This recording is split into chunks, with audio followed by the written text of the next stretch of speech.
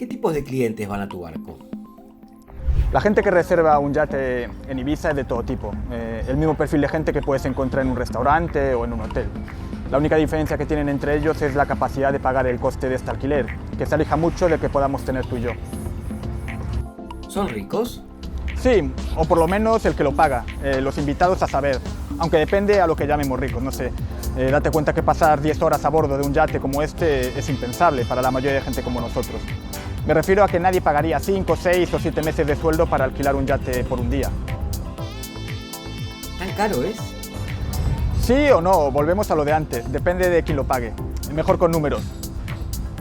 El día de charter en un yate de 22 a 25 metros puede costar entre una horquilla de 5.000 y 9.000 euros. A esto hay que sumarle el 21% de IVA, más el precio del combustible que se paga al final. Aproximadamente no menos de 700 euros y tranquilamente 1.500, en el hora de más de 70 pies, que son 23 metros en adelante. ¿Quién puede pagar este capricho? Lo que para nosotros es un capricho, para otros simplemente es un gasto más en el apartado del ocio. Igual que nosotros cuando vamos del fin de semana o puente al hotelito y pagamos 300 euros, mucha gente que vive en países donde el sueldo no supera los 100 euros pensaría lo mismo de este gasto tuyo. Quiero decir que para quien puede permitirse alquilar este tipo de yates probablemente ni se acuerde de lo que le costó al día siguiente.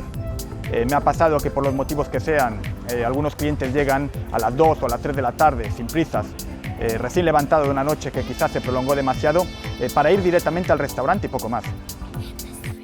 ¿Estás diciendo que cuando vemos un yate como este, probablemente dentro haya gente que gasta 9.000 euros por un día de barco?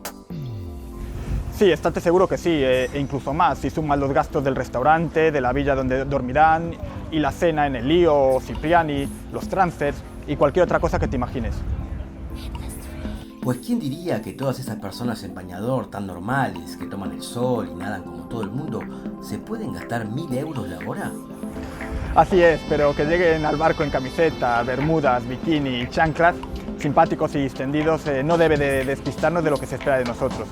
Y aunque ellos demuestren mucha cercanía, yo y mi tripulación sabemos y debemos estar a la altura de las circunstancias, sin pasar nunca la fina línea entre cordialidad y exceso de confianza. Porque ser servicial, correcto y profesional no significa cruzar esa línea.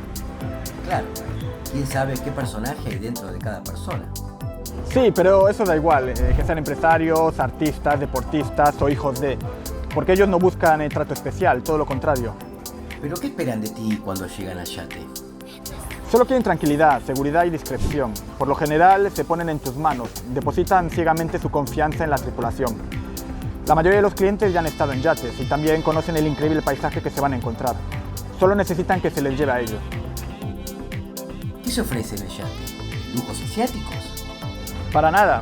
Aparte del propio barco, que es mucho más que un medio de transporte por todos los lujos y comodidades que tiene, el yate es la esencia. El mayor lujo que ofrecemos es el fondear en aguas de Formentera e Ibiza, disfrutar del mar en tu propio espacio y poder llegar a todos los mejores spots en cuestión de minutos. El servicio al cliente será lo siguiente a destacar, por lo general bebidas y snacks, música y deportes acuáticos de todo tipo, atención personalizada y cualquier cosa que se le ocurra al cliente. ¿Y no se come? Por supuesto, la mayoría comerán en los magníficos restaurantes difuminados por las playas de Ibiza y Formentera, lugares muy peculiares donde la exclusividad es una característica común en todos. Son restaurantes en lugares insuperables, dentro de lo insuperable. Parece una exageración, pero no lo es tanto. El cliente es llevado en la embarcación semirrígida del restaurante desde el yate a la mesa y 2 o 3 horas después estará nuevamente de regreso. Es tanta la aceptación de estos restaurantes que sin reserva es imposible tener mesa y en muchos no te hacen la reserva si no vienes en yate. Sí, oí hablar de Juan y Andrea. Sí, Juan y Andrea en Levante de Formentera es uno de los restaurantes a los que me refiero. Pero hay varios más a poca distancia unos de otros, igual de impresionantes por su calidad y situación. El Pirata, Tiburón, Beso Beach, el Poli de Sal. En Poniente son también de obligada visita el Tanga, el Chesguerdí, Escaló o Rafalet. ¿Y en Ibiza? Por supuesto también, y se come igual de bien. La mayoría de las veces será en el sur, en los restaurantes Estorren, Escharcú o Blue Marlin. ¿Qué barco recomendarías alquilar? Pues para empezar, decirte que a partir de 40 pies de eslora, 12 metros, Ibiza cuenta con una flota de barcos de alquiler de lo mejorcito que hay en Europa.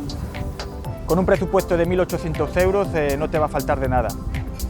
Con esta idea, mi recomendación es que el cliente vea diferentes esloras y precios y decida la mejor opción, teniendo en cuenta cuántas personas serán, ya que aunque todos pueden tener a bordo 12 pasajeros, esto no es cómodo en pequeñas esloras.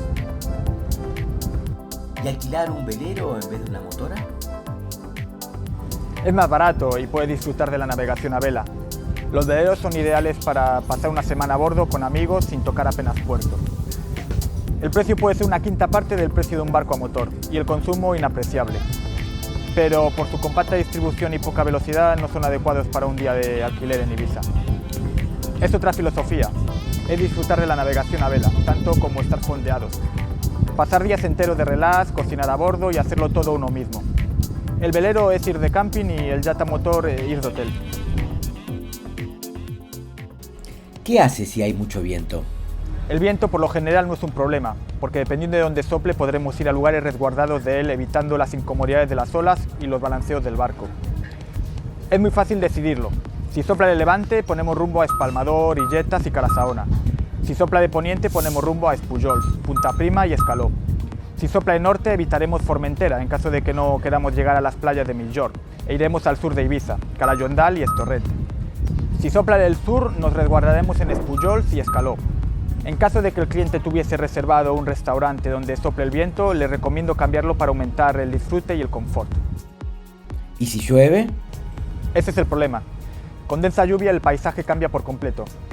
El mar ya no es azul celeste, la luz no deja ver el fondo arenoso, la temperatura no invita al baño.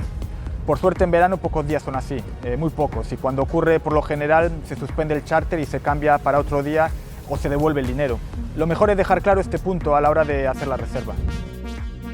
¿Qué no debe faltar en un yate? El estándar en todos los barcos de Ibiza es muy alto. Si yo tuviese que alquilar un barco, buscaría uno que tuviese mucha música. Me refiero a buenos altavoces potentes en proa y popa. Además de cómodas colchonetas para tomar el sol, juguetes acuáticos, bebidas y snacks, buenas toallas, aseos en perfecto estado, limpieza al detalle. Lo mejor es visitar antes el yate y comprobar que cumple con nuestras expectativas. Si vemos que está mal cuidado, tiene olores desagradables o no reluce, deberíamos buscar otras opciones, a no ser que el precio esté a la altura del producto. ¿Cuándo empieza la temporada de alquiler de yates en Ibiza? A mediados de mayo se puede decir que empieza la temporada. Mayo aún es fresco, pero un barco ya se alquila entre 10 y 13 días del mes. El 1 de junio la totalidad de la flota ya está preparada y puede salir 23 días de media. Julio es el mes de más reservas y puede estar completo para cualquiera que quiera alquilarlo. En agosto de media ese barco se alquila 27 días. Septiembre es un mes muy variable porque ya dependemos del tiempo, pero de media entre 12 y 18 días. El mes de octubre la flota se reduce mucho, pero aún hay reservas hasta el día 15. ¿De dónde sacas esos datos? De mi propia experiencia, de varias temporadas. Todos los que trabajamos en esto tenemos nuestros números y comparativas. La temporada de yates es muy corta. El pico dura solo 2 meses, del 15 de junio al 15 de agosto. Por eso no se deben de cometer errores. Los barcos no pueden fallar y las tripulaciones debemos dar el 100%. ¿Qué te parece si ahora nos descubres cómo opera el sector? Desde mi opinión, en este tema Ibiza ha creado su propio estilo. La gran mayoría de los participantes son grandes profesionales que hemos ido creciendo con mucho esfuerzo y trabajo. Destacaría además que si no imperase un gran respeto entre todos y la aceptación de reglas no escritas, esta maquinaria de tantas empresas de diferentes tamaños, nacionalidades y funciones no sería la que es. Me imagino que además de las tripulaciones de los yates, te estás refiriendo a los intermediarios y a los armadores. Eso sería simplificar mucho este entramado. Ibiza depende del turismo y no de masas, que requiere de unos servicios concretos que en otros sitios ni se contemplan. Pongamos que puede haber 7 grupos de tipos de empresas dependientes unas de las otras, que forman el negocio de alquiler de yates en Ibiza. ¿Cuáles serían? El primero es el de los empresarios y trabajadores del sector náutico. Aquí entran los armadores, los gestores, los fletadores, nosotros, los tripulantes y los intermediarios o brokers. El segundo grupo podrían ser los servicios exclusivos que el cliente pueda reclamar. Traslados privados, seguridad, masajistas, cocineros, relaciones públicas, animadores, DJs. El tercer grupo son las empresas de mantenimiento, indispensables para que los yates estén como se espera. Negocios de electricidad, mecánica naval, limpieza de barcos, tapicerías, lavanderías, mantenimiento en general. El cuarto grupo son la hostelería, sobre todo a la de los restaurantes dedicados al cliente de yates, como comenté antes. El quinto grupo es el alquiler de villa y hoteles. El sexto grupo, el alquiler de juguetes náuticos, tipos bobs y motos de agua. Y el séptimo, las marinas y puertos deportivos, gasolineras y varaderos. El orden de todo lo anterior es indiferente. Todos estos grupos y algunos que me habré dejado trabajamos estrechamente unidos. Nos conocemos y nos respetamos. Suena muy idílico en los tiempos que corren de competitividad y tiburones empresariales.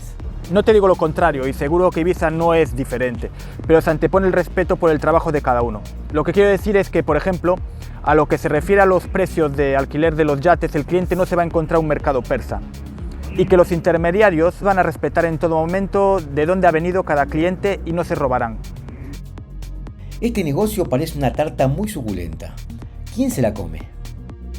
Es una tarta muy suculenta, pero no es solo todo lo que reluce. Detrás de cada yate alquilado hay muchos profesionales y cada uno de ellos tendrá su pedacito. Yo lo comparo a una lluvia de beneficios entre todos.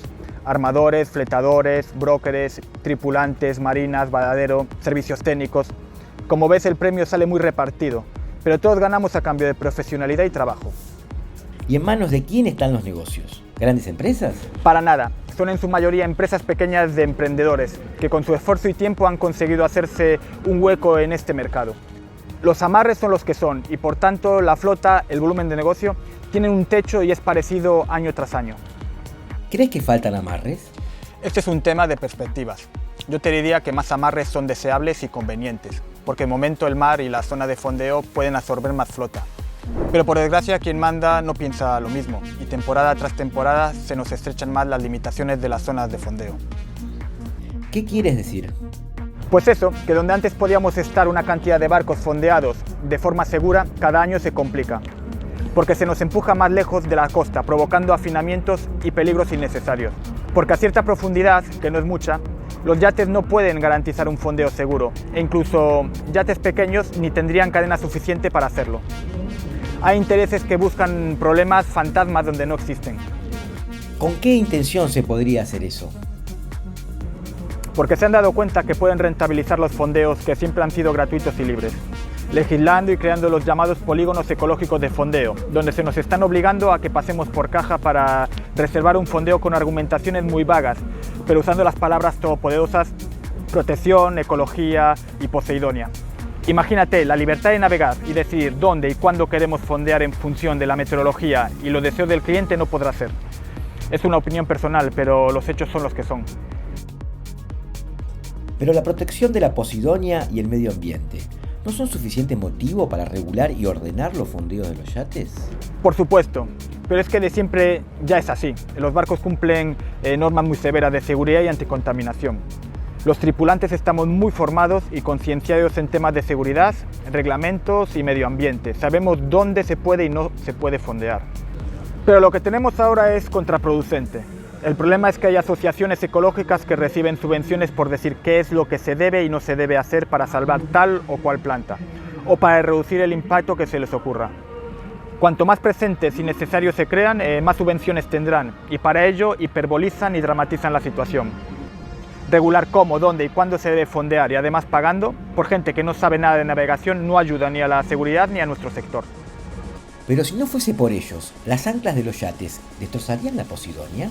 Cierto, todos hemos visto la foto del ancla gigante encima de un campo de posidonia y todos sabemos ya cómo evitarlo. Además, eso ya se solucionó con vigilancia, mapeados detallados y servicios de fondeo que nos ayudan a no tirar el ancla donde no se debe. Pero lo que está pasando ahora es otra cosa. Se quiere rentabilizar en botos y hacer negocio ejerciendo en contra de los yates. Y a este paso, solo los que puedan pagar podrán fondear donde se indique, porque las boyas de fondeo serán limitadas. En fin, Ibiza es una isla mágica, donde cada año se cumplen los deseos de descanso y satisfacción de todos los que la visitan. Nuestro sector ayuda a generar trabajo y solventar las necesidades de todo tipo de clientes. La equilibrada relación entre las personas generan el medio propicio para desarrollar nuestra profesión. El resto lo hacen la naturaleza y su encanto.